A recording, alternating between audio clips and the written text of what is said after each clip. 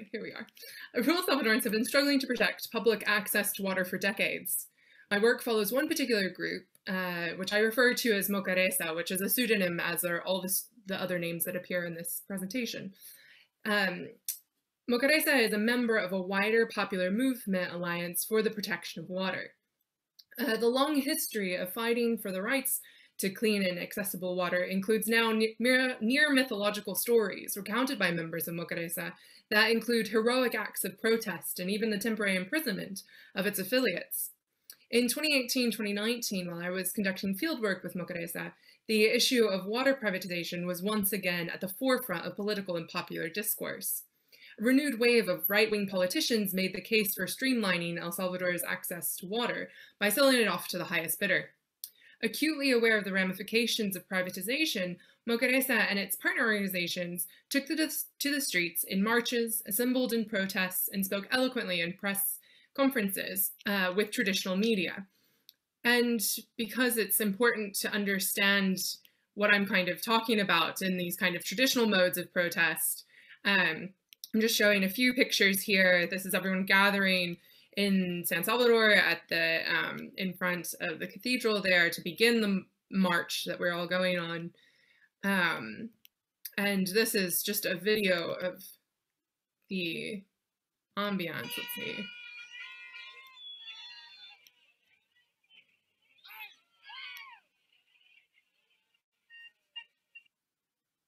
Oops.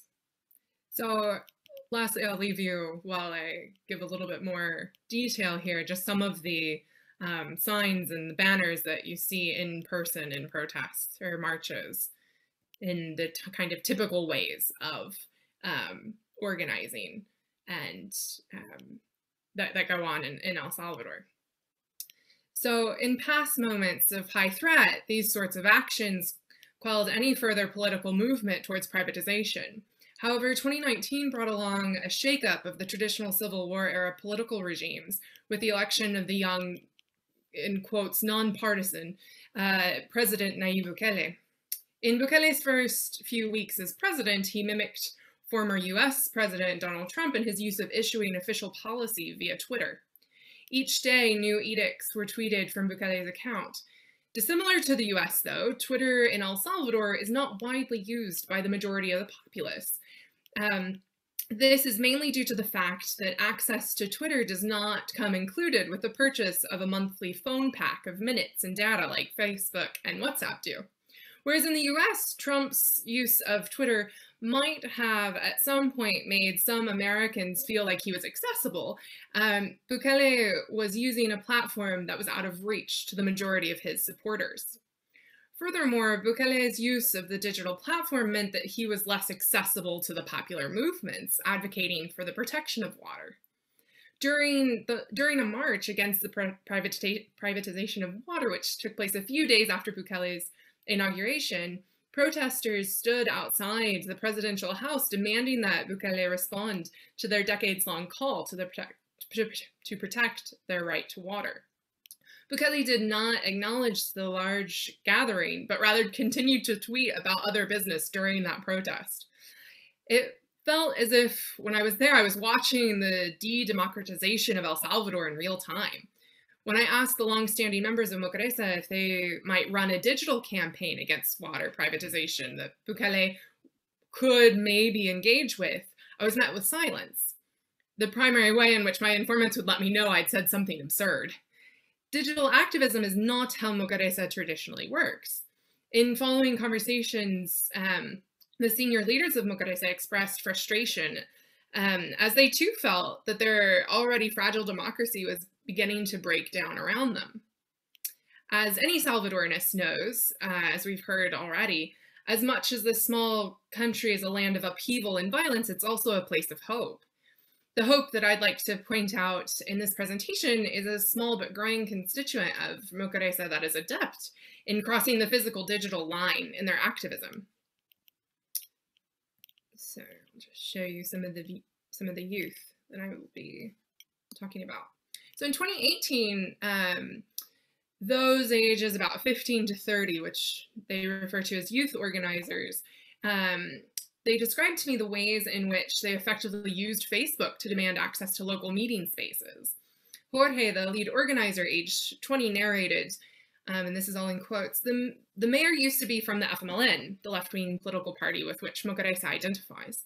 But when the election happened, the mayor was from Arena, the oppositional right-wing party.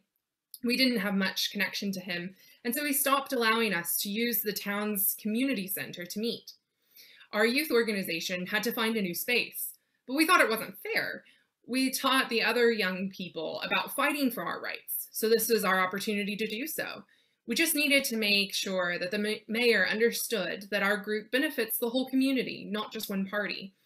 So we tried to go through all the official ways, filling out all the paperwork, but we were ignored.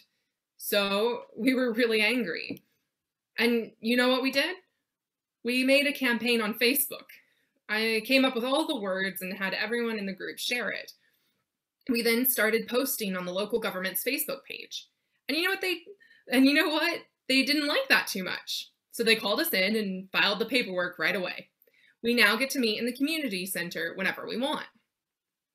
The other young organizers I interviewed expressed that this was a viable way to advocate and protest going forward. They pointed out the power that Facebook gives them. Yanira, age 18, said, Facebook is similar to other types of protests, but the audience is bigger and interactive. Lots of people were commenting and discussing our plight that aren't even affiliated with our group. Later, Jorge acknowledged that although Facebook is available to everyone with a smartphone, which is now almost everyone in El Salvador, Twitter is still a space that is only really used by the current president. Nevertheless, Jorge makes sure to incorporate a social media element to any campaign that the youth engages. My original paper ends here by asking if this signals that a shift is possible for Jorge and Yanira's elders.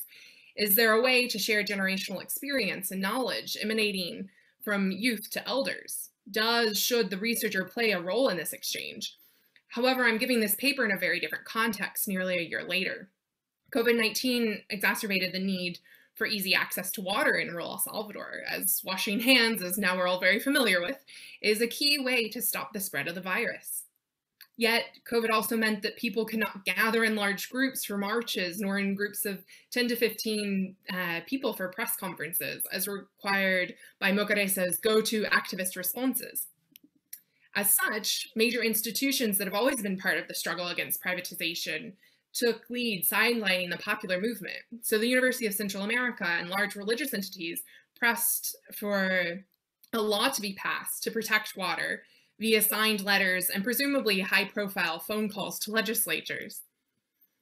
And so here is this was in that same march that I showed at the very beginning, and these are all clergymen and members of the UCA that are always with the popular movements in some ways, but just to show you that they are there accompanying them, but they used tactics that are a bit more only accessible to those that move around in certain areas of power, right?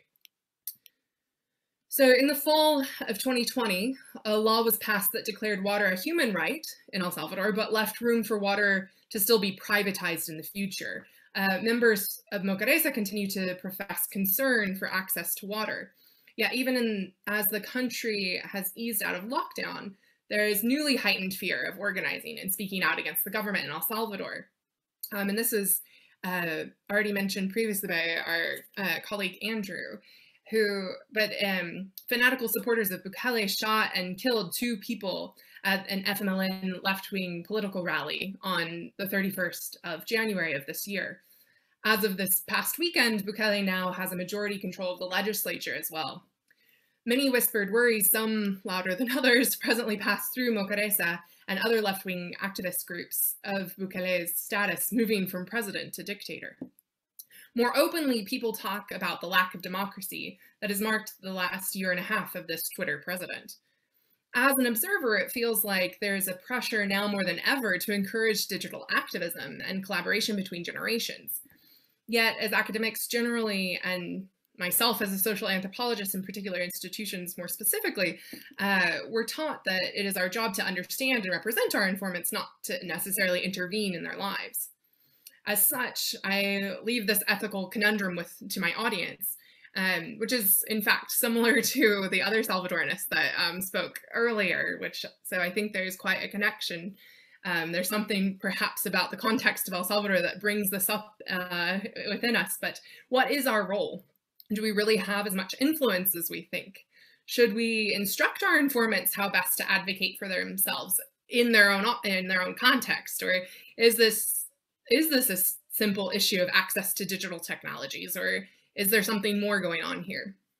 So I do know that my questions have changed, I'm sorry, from the ones that I submitted, so I will put those into the chat now so that is more helpful for everyone, but that is my presentation, so thank you.